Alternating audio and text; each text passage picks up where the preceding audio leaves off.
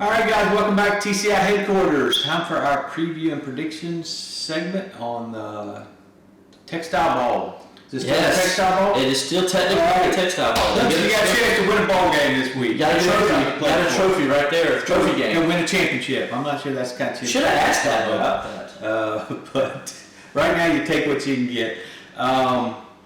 We're a tough place to play in the ACC. One of the toughest. What's your keys? What's your thoughts about this game? Yeah, luckily for Clemson, it's a day game.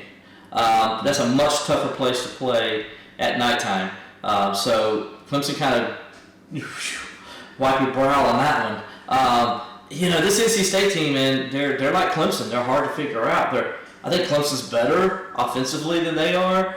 But I think, with Moore's kid, they've gotten better. And I think he gives them more of an opportunity to win. Dabo even talked about that today. And so, they got that new coordinator, came from Syracuse, so they run that kind of offense. Dabo said they run a lot of 10 personnel, which is interesting. It's just when I look at this team, I think, with Clemson, it's more, this game's still going to be more about Clemson, even though I do like NC State's defense. As always, they got a very good defense. But I still think it comes down to Clemson. Will Clemson beat Clemson? Will Clemson beat Clemson as they have all year? I mean, Clemson's lost 3 games because Clemson literally beat themselves. They can just stop playing that Clemson team. They can just stop playing that doggone Clemson team every week. That team with the paw on their helmet. So I guess if you ask me for what's the key to this game, I think the key is because I think Clemson's defense is going to be able to control things. I think they're going to have a bounce back and want to control things. And I think they will control things because I don't think NC State's nearly as good in the trenches as Miami is. So I think Clemson will control the game on that side. So my key will be for Clemson offensively to just take what NC State gives them. Don't try to force anything. Kate Klubnik, Shipley, them hold on to the ball. Dabo talks about they run that basically that cover 2 cloud defense where it's a 3-3-5 and it's hard to get big plays, so you got to be patient. You got to take what they give you and get down the field. You got to stay with it and not get impatient like they did last week at times. Not turn the ball over. Well, I was going there. Not turn the ball over is the other thing. Ball security. And, they'll throw a wrinkle in there every now and then. They'll go cover 0 on you, and you'll be like, you won't see it coming. Dabo says they do a great job disguising their blitzes. So, like to do that on 3rd and long situations, so you can guarantee you're going to see that Clemson gets in those 3rd and long situations, as they do every week. So, my key is for the offense to be patient and just take what NC State defense gives you. All right, I'm going to go to the other side of the ball. My key is just based on the Clemson offense we've seen, based on what you just said, where Clemson's going to have to do long drives, show some consistency, moving the ball down the field. Mm-hmm. Clemson hasn't done that much all year. There's always been something they're going to mess up as they get down there, whether it's a penalty that moves them back, or a turnover, or negative play. It's been real hard for them to put those long, sustained drives together. So I think this is maybe one of those games where the Clemson defense is going to have to win it. And to win it, they're going to have to keep NC State really, really low on the scoreboard.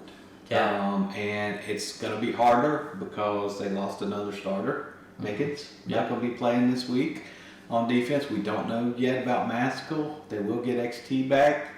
I think that'll be huge. But the defense is going to have to step up. And my other big key is what's the attitude of the players now?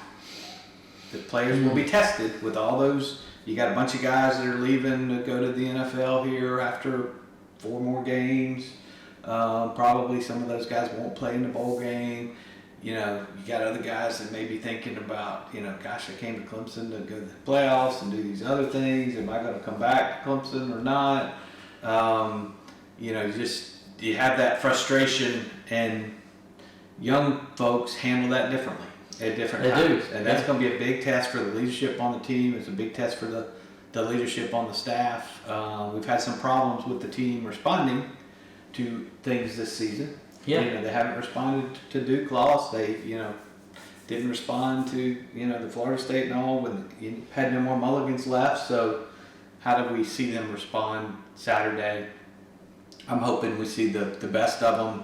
Dabo talked about Trotter giving a nice speech after the game Saturday, and maybe that'll be one of the turning points for them. But these seniors and these guys that have NFL futures, they're playing for their future now, so they need to go out there and have good games. And so I'm be interested to see how the Tigers respond mentally.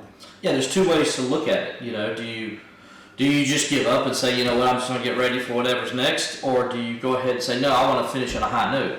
I want to go out and win the rest of these games. I want to beat South Carolina and win the state championship. I want to get to at least the best bowl game I can get to, or get my team to even. Whether you play in that game or not. Like you said, I want to show the NFL scouts I'm not a guy that gives up. That I bust my butt even when we're 4-3, as I did if we were 7-0. So that's going to be important. I like that. Now here's something. I'll go ahead and be that guy. Yeah, I'm gonna be that guy. Excuse me. I choked myself up on that. Boy, this is gonna be good. So I always look at those intangible things, and I'm one of the big history comes around and repeats itself, and I hope it does it this time because I found it interesting. So the last time Clemson lost 2 ACC games back to back was in 2010 when they lost to Miami and lost to North Carolina. The last time Clemson lost 2 games back to back in a regular season was in 2011, which was North Carolina State and South Carolina. And if you see the 2 common names in those streaks that I just mentioned, Miami on the front end with the 2 ACC games, NC State's on the back end with the 2 consecutive games in a regular season. I don't like that. I don't like that, because we just saw them lose to Miami, and you got NC State next week. I'm just saying, I'm being that guy. I'm bringing that up because I like numbers and I like intangibles. I just think that's a weird intangible and has nothing to do with nothing I know. But if it happens, you'll remember this statistic I brought out to you, and I threw out and said, okay, here it is. Oh, well, that's why it happened. Yeah, you never know. No, things are weird that way, man. I'm just saying things are weird. That's all I'm saying. All right, Will. With that, though, move from the weird to the prediction. Okay, so it's so hard, man. Do you remember back in the day when Clemson would go up there with Hatfield and Tommy West and they go to Raleigh and you just didn't know what to expect and you were real nervous because of what we said? Raleigh's a difficult place to win in.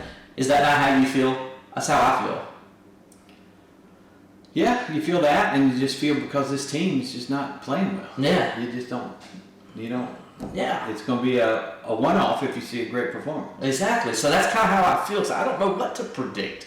That's scary. I really don't. But I have to make a prediction, right? So yes, you do. I don't think this is like last week, and I was right. I said don't take the over and under. Don't take the over, right? It was 48.5. It was 48 points with overtime. So again, I will say take the under. I don't even know what it is, but I'm telling you it's going to be low. Clemson's offense is going to struggle again this week just because of what NC State likes to do.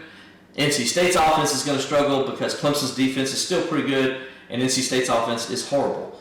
So it's going to be a low-scoring game. I'm going to go ahead and just give the Tigers a win. I don't feel good about it, though. But I'm going to give the Tigers a win. Clemson 10, NC State 6. Man, that's really scary. Because, as you guys know, I like to predict high scores for Clemson. I'm still back in that good old day mode where they could, you're going to score 40 or 50 or 60 this week. And those days have been long gone. I thought they had turned the corner earlier this season and thought that we might be moving back in that direction with some things we had seen, but we've taken a big U-turn. I'm like you, Will. I think the NC State offense is not very good. The bad news is I don't think the Clemson offense right now is very good. So I think it's going to be, I was actually going to go with Clemson scoring 10 as well, which for me is like super duper duper low. So I'm going to go same neighborhood. I'm going to go Clemson finds their way to get 13 points and holds NC State to a touchdown and wins the game 13-7. All right. I tell you what, that's when you're predicting 13 points, that tells you a lot. Well, hanging out. I know, I'm with you. Exactly. It's like, they went 17 points. Really, when you look at it, you go Florida State game, they had 24 points.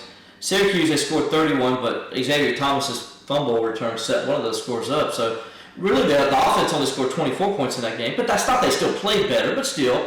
So you got 24 points, 17, and 20 last week. So it's not like they're killing it on offense. So, I totally get it, Yeah, it's just not good. And, it is a difficult place to play. And if it's neither team scoring, that crowd's going to be in the game more. We've seen this offense has just not handled pressure situations well at all. No. Whether it's crowd noise or whether it's, red zone offense. Yeah, they do struggle there. It's just not been good. Now, maybe Maffa and Shipley and those guys will take off and win the game running the football. The Dabo Becky says, maybe they just sleep with the ball. I don't take it one step further than Becky. I think Dabo Sweeney needs to give him an egg. It says, if you drop this egg, then you will not be able to play this week. And so he makes them run in practice with the egg in their hand and treat it like it's a football. And let's see what happens. That could be a messy football field. Oh, well, teach them not to fumble, though, wouldn't it? Hey, I'm up for trying anything at this point. Will and I will be up there along with Cameron and Bart. We'll have everything covered all weekend long from Raleigh, and hopefully next week we can be talking about a win and Notre Dame game coming to town. It's going to be either a noon or a 3:30 kickoff, so not quite what we had hoped for in that regard. But think about it this way: if Clemson wins, it's going to be a noon kickoff. If Clemson loses, it'll be a 3:30 kickoff. Okay, so it's going to be a noon kickoff.